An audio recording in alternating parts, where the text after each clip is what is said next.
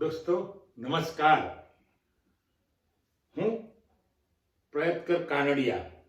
આજનો વિષય છે હું બની ગયો બાવો. હું બની ગયો બાવો. હું બની ગયો બાવો. ન પહેર્યા ભગવા કે લાલ ને હું બની ગયો બાવો. ન પહેર્યા ભગવા કે લાલ ને હું બની ગયો બાવો. ન વગાડી ઘંટડી દેવળમાં, ન વગાડી ઘંટડી દેવળમાં ને હું બની ગયો બાવો. શિક્ષણનો ઘંટ વગાડ્યો ને હું બની ગયો બાવો. શિક્ષણનો ઘંટ વગાડ્યો ને હું બની ગયો બાવો. સખત પરિશ્રમ નો રણકાળ થયો, સખત પરિશ્રમનો રણકાળ થયો ને હું બની ગયો બાવો.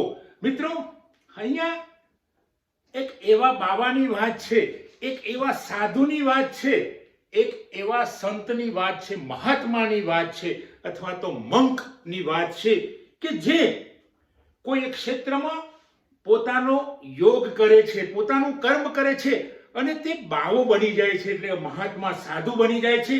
એવી વાત હું અહીંયા આપને કરવા જઈ રહ્યો છું. મિત્રો, 3 માણસો ઊભા હતા અલગ અલગ દેશના, એક અમેરિકાનો, એક જાપાનનો અને એક ભારતનો, અને ભારતમાં એક ગુજરાતનો હતો. મિત્રો, હવે 3 વ્યક્તિઓ વાતો કરી રહ્યા હતા. એમાં પેલો અમેરિકાનો હતો માણસ, એને જાપાનનો પૂછી રહ્યો હતો કે તમારા દેશમાં બાવા કેવા હોય, સાધુ અથવા તો સંત કેવા હોય, એ કેવા કપડાં પહેરે? ત્યારે અમેરિકાનો વ્યક્તિ કહે છે અમારા ત્યાં તો જે માણસો હોય શૂટ પણ પહેરે છે, એમને કોઈ પણ પહેરવેશ પહેરી શકાય છે, શૂટ હોય અથવા તો અમુક કલરનો હોય. પછી અમેરિકા વાળાએ જાપાન વાળાને પૂછ્યું, એટલે જાપાન વાળાએ કહ્યું કે અમારે ત્યાં સંતો લાલ કલર, લીલા કલરના વસ્ત્રો પહેરે છે.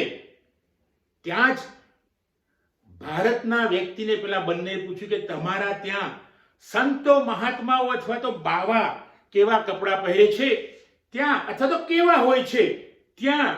પેલા ભારતના આપણા ભાઈએ, એટલે કે ગુજરાતનો વતની હતો, એણે સરસ એક જોયું બાળક ફૂટપાથ ઉપર કંઈક સ્લેટમાં લખી રહ્યું હતું, એટલે એણે કહ્યું કે અમારા દેશના બાવા આ છે, અમારા દેશનો બાવો છે, અમારા દેશનો સાધુ છે.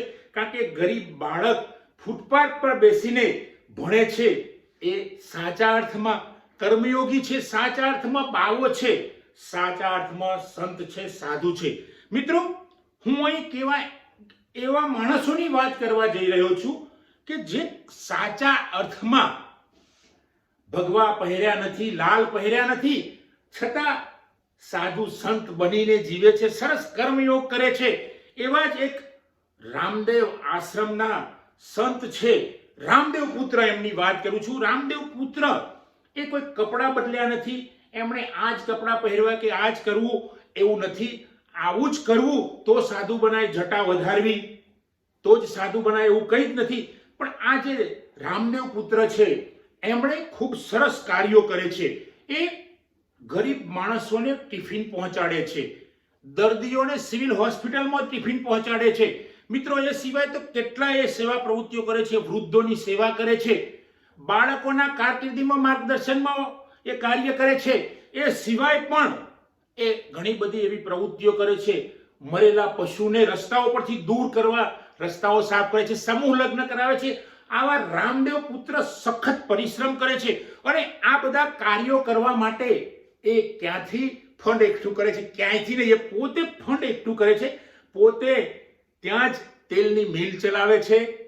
એ સિવાય એ જુદી જુદી પ્રોડક્ટ કરે છે, મરચું, હળદર, ગોળ, એનું પ્રોડક્શન કરે છે, અને પ્રોડક્શન કર્યા પછી જે પ્રોડક્ટ હોય એનું વેચાણ કરે છે, અને એમાંથી જે આવક થાય છે એ પેલી સેવાઓ પાછળ વાપરે છે. તો મિત્ર, આ છે સાચો બાવો. રામદેવ પુત્ર છે, સાચા સાધુ છે, સાચા સંત છે, જેને આપણે કહીશું કે બાવો. હું બની ગયો બાવો. ન મારા બદલાયા વસ્ત્રો, ન બદલાયું મારું વર્તન, ન બદલાઈ મારી જટા, પણ હું બની ગયો બાવો. તો મિત્ર, આ રામદેવ પુત્ર છે એ ક્યાંય એમને વસ્ત્રો બદલ્યા નથી, ક્યાંય જટા બદલી નથી, વાળ બદલ્યા નથી, ક્યાં એમનું વર્તન બદલ્યું નથી. સાચા અર્થમાં એ છે બાવો સંત. એવા જ મિત્રો એક મિત્ર છે ડોક્ટર ગુલામ નબી મસૂ. ગુલામ નબી મસૂ એક કાર્યશીલ વ્યક્તિ છે. એ એક કોલેજમાં ક્લાસ 1 સમકક્ષ પોતાની ફરજ નિભાવે છે અને ખૂબ સુંદર કામ કરે છે, સતત પ્રવૃત્તિમય રહે છે. એ કેટલાક લોકોને જે વ્યવસાયિકો છે, લાઇબ્રેરી સાયન્સના વ્યવસાયિકો છે, એમને પ્રત્યક્ષ અને પરોક્ષ રીતે મદદ કરે છે. એ સિવાય પોતાના જુદા જુદા બિઝનેસ કરે છે. સાઈડમાં એ બાગાયતી ખેતી કરે છે અને બાગાયતી ખેતી કરીને એમાંથી જે ઉત્પાદન થાય છે એમાં ક્યાંક વિદ્યાર્થીઓને મદદ કરે છે, ક્યાંક સમાજને મદદ કરે છે. તો આવા ડોક્ટર ગુલામ નબી મસૂ એક કાર્યશીલ વ્યક્તિ છે, એક કર્મયોગી છે. તો આવા ડોક્ટર ગુલામ નબી મસૂ જેવા માણસો જાણે કે બાવા બની ગયા છે, જાણે કે સાધુ બની ગયા છે, જાણે કે પીર બની ગયા છે. તો આવા મિત્રોને હું વંદન કરું છું. ગુલામ નબી મસૂ જેવા મિત્રોને, રામદેવ પુત્ર જેવા મિત્રોને હું નમસ્કાર કરું છું, હું વંદન કરું છું.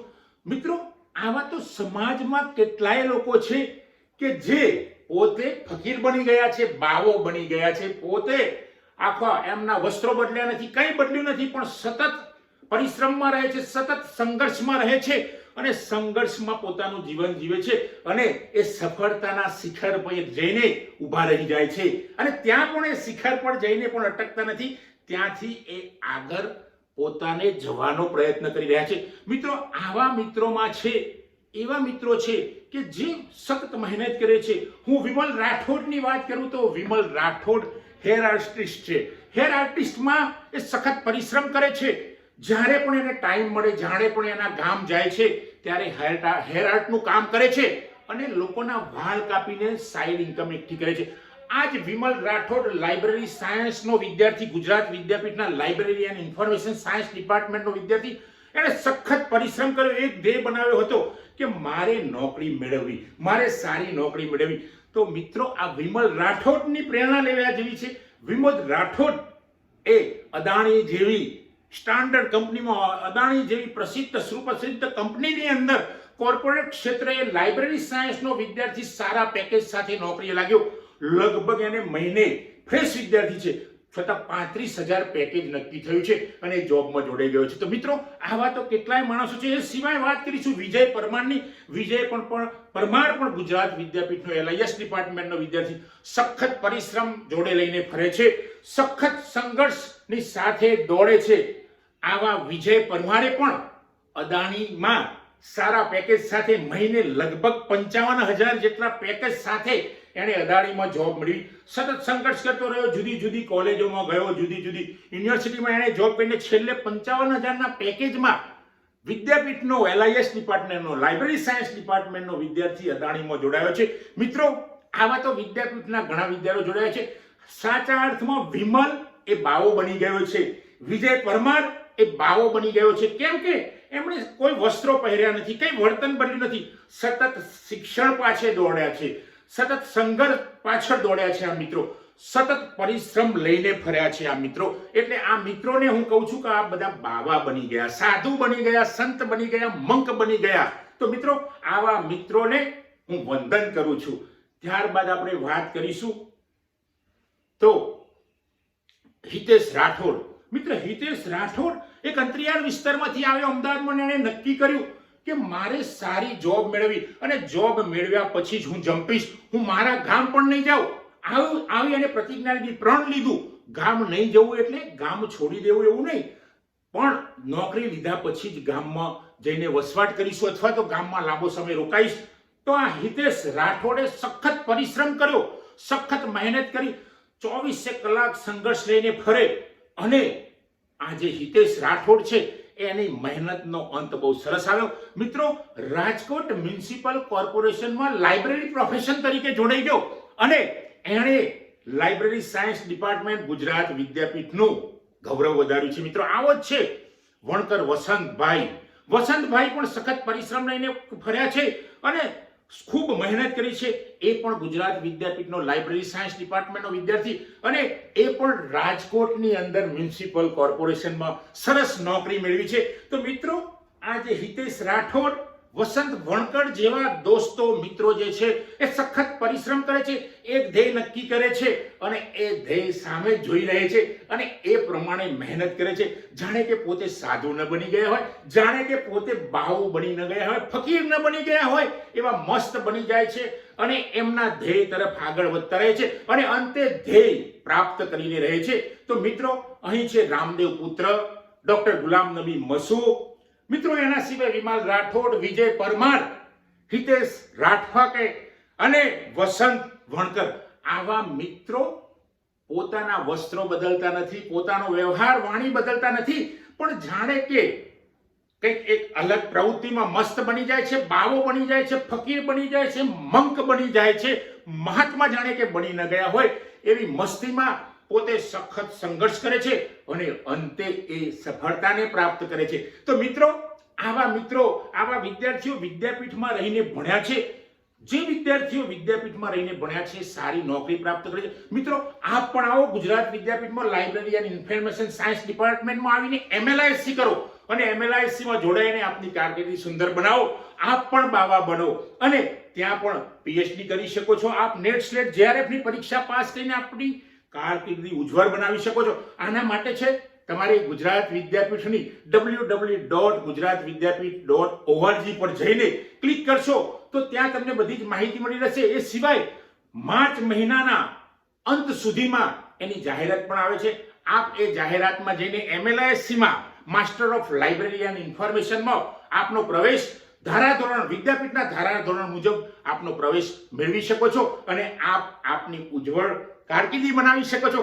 આપ પણ ઊંચી કક્ષાના ભાવો, સાધુ, ફકીર, મંક બની શકો છો. મિત્રો, તો આપ સૌ આ મારો વિડીયો સાંભળીને, જોઈને, જો એને સારો લાગે તો લાઈક કરો,